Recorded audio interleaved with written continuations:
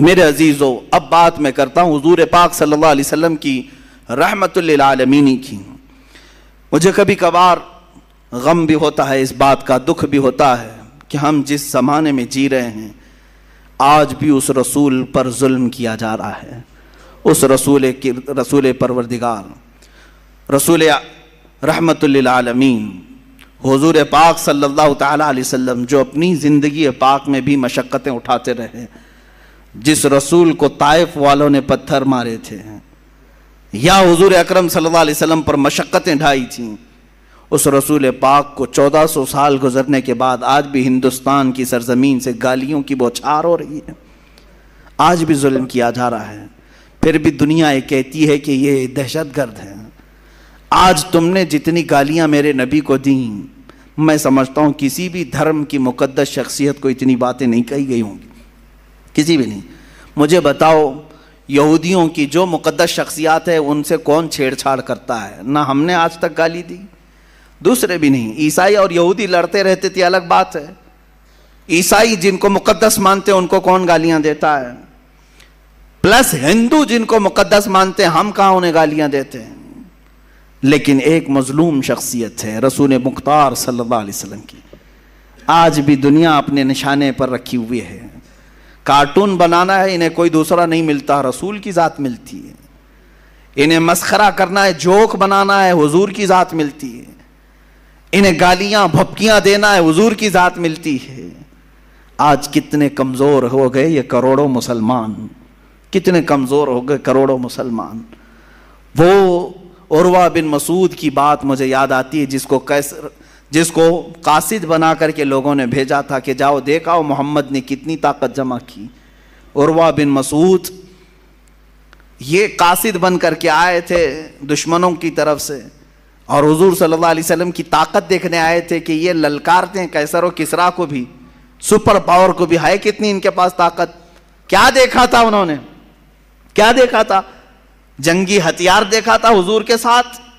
صحابہ کے ساتھ بہت بڑے ہتھیار دیکھے تھے؟ نہیں، بلکہ وہ کہتے ہیں میں نے دیکھا مغرب کی اذان ہوئی، محمد صلی اللہ علیہ وسلم وضو کے لیے نکلے ہیں، وضو کا پانی لایا گیا، وضو جیسی کرنے لگے صحابہ ارد گرد ایسے جمع ہو گئے اتنی بڑی تعداد میں۔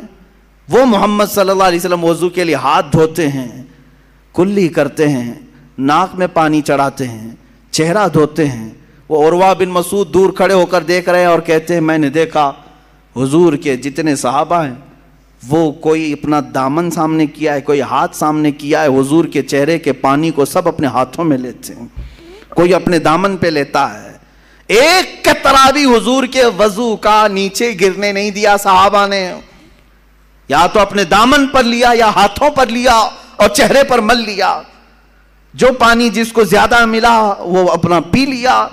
حضور پاک صلی اللہ علیہ وسلم کا لعاب پاک بھی اگر کلی میں نکلا ہے صحابہ نے پی لیا۔